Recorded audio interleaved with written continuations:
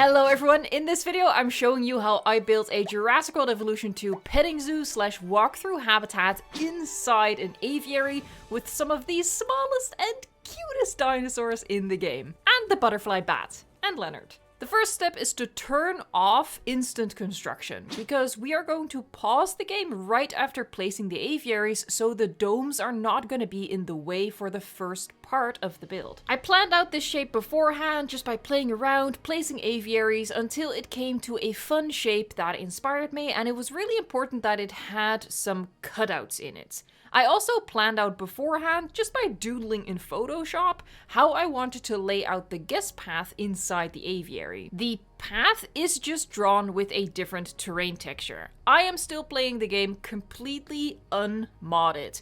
If you are using mods, you could of course use actual path, but something else anybody could do, modded or not, is use tour tracks as path. Just delete the tour building so there won't be any vehicles. There are several ways to go about it. I just went with the terrain texture so I could make larger guest areas within the aviary. And of course, because, you know, no mods. The next step is to line all of the path with decoration pieces. These have collision on them, which will stop the animals from leaving their designated area. I used a mix of the multi-wall pieces and the smallest Mediterranean rock.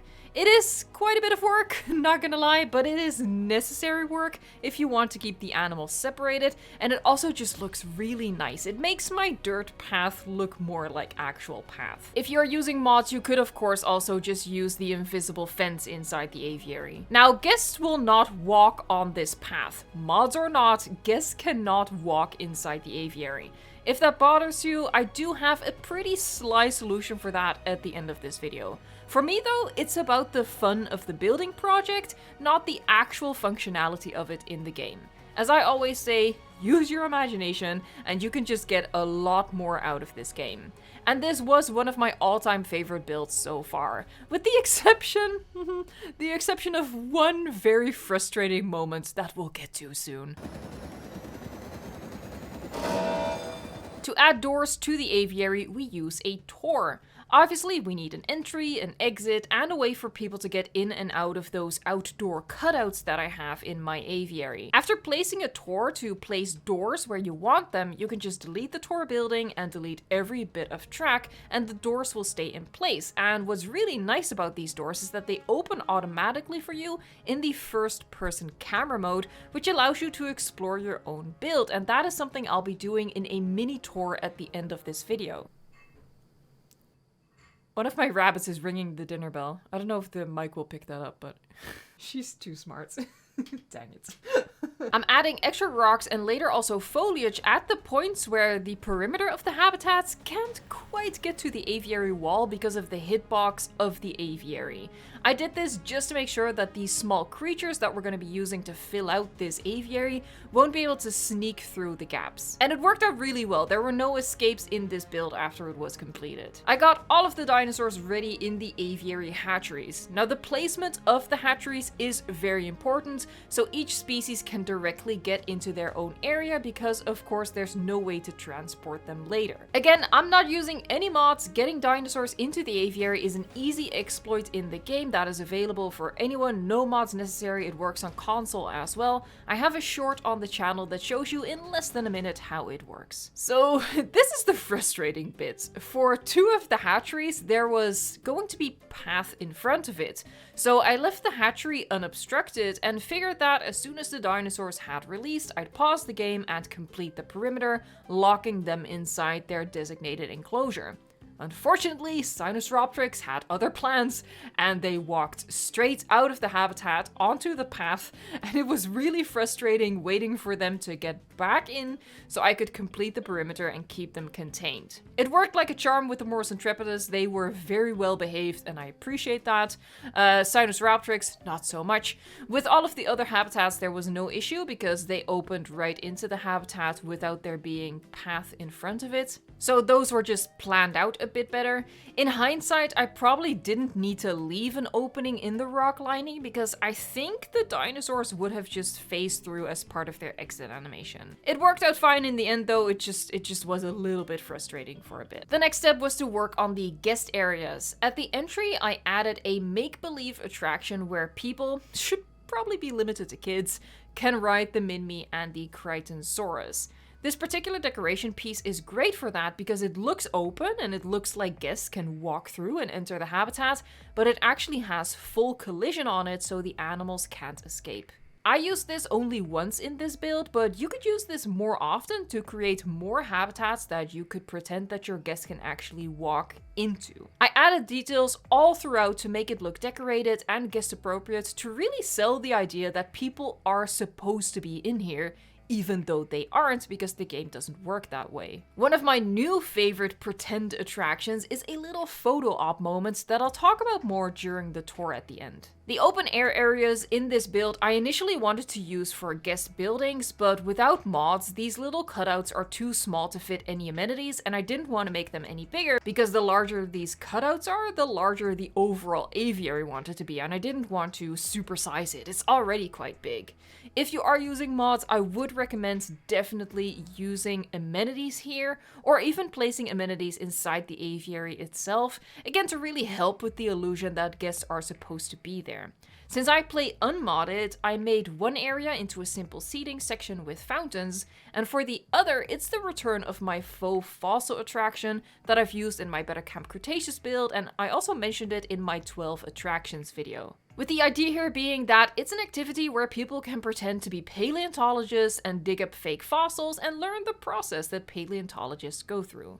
It seems like an appropriate attraction to me for a dinosaur park. Now it's time to decorate the individual habitats, of which we have 7 in total. For this section of the video, I'll shut up, I'll play a little music for you, but I will be back, you can't get rid of me that easily. And don't forget that if you are enjoying the video, give it a like and subscribe for more creative builds in Jurassic World Evolution 2.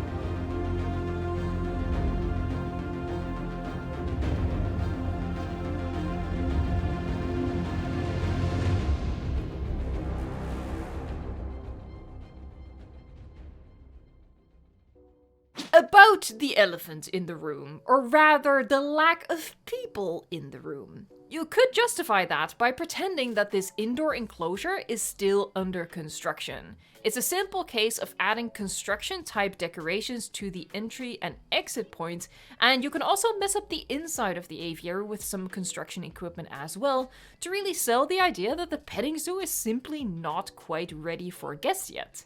Personally, I think that works really well with the illusion, and having a section of your park still being under construction also adds more life and story to your park. Big theme parks at any given time are usually still under construction. They're always renovating little bits of the park and upgrading it. So I feel like this works quite well. I quite like it, but I understand that it might not be for everyone. In that case though, you'd have to ditch the whole aviary idea and just copy my build without using the aviary domes and just using real guest path. Now let's go for a mini tour through our petting zoo slash walkthrough enclosure. The doors open automatically for us, which is nice. Off to the side over here is where would be, this is the entry point to our Minmi slash Crichtonsaurus kid-friendly dinosaur ride, something like that, and we can just follow the path and it leads us through all of the enclosures. Now you could pretend that there's like invisible fencing technology hidden underground underneath the line of rocks, but guests could still, you know, reach over and touch the dinosaurs if they get close enough. Maybe they get like little food pellets at the start to lure the dinosaurs closer to them. Like, here comes the little Minmi, so adorable. We're gonna move on though, we're gonna move on. This is a mini tour, it's supposed to be quick. Okay, so we're walking around the Dryosaurus habitat, and then on this side, this is the Sinosauropteryx habitat with the fountain, and this would be their drinking fountain, but also they would play in the water, play with the spray of the water feature. That would be super adorable, you know, as they try to cool off in the heat. We're gonna continue on, speed a little bit. Oh, you see one of the Jailopters flying around. So we could go through those doors, which takes us to the outside area. We're not going to do that. We're going to walk around here. Look at the Morus Intrepidus running away. Awesome. Oh, I love this rock. Not a rock. There's a lot of rocks. I love this log right here. That's really cool.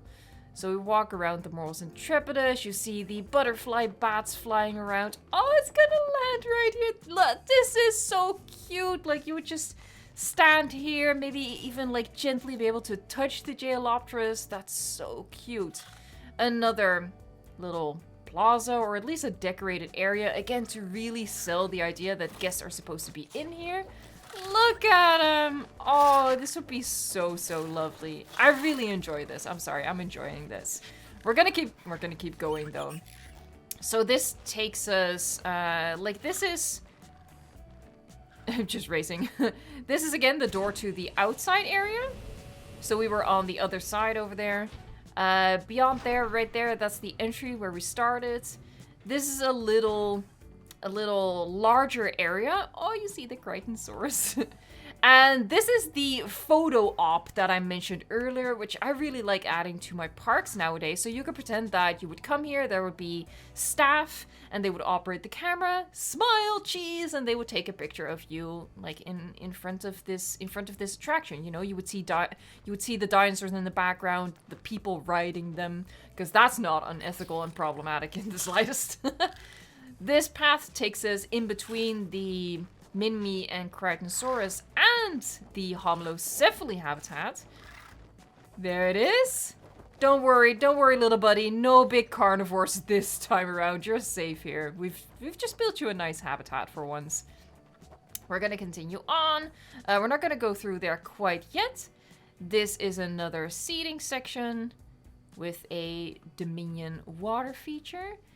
This, speaking of Dominion, this is where we keep our Leonards, our Lystrosaurus. There you go. Super cute. Another guest section, and this has some bathrooms, you know, because when you gotta go, you gotta go. More butterfly bats. This is where we have the Oviraptor, and one of them is taking a bath. Look at that, that's adorable. He might be stuck, honestly, because I don't think they're supposed to do that. Alright, and if we go out through here, this is one of the outside sections, and this is the faux fossil activity excavation thing attraction, where people could, you know, Alan Grant it up for the day, pretend they're a real scientist, and dig up some dinosaur bones. Alrighty, and then really it's just this last little bit. And this would be the exit of the walkthrough habitat slash petting zoo, with another photo op to take your picture in front of the Spinosaurus skeleton. Alright, so that was this habitat. I hope that you enjoyed watching the build. I hope that it gave you plenty of inspiration. If it did, give the video a like and subscribe for more. Thank you so much for watching, liking, subscribing, and until next time, enjoy the game.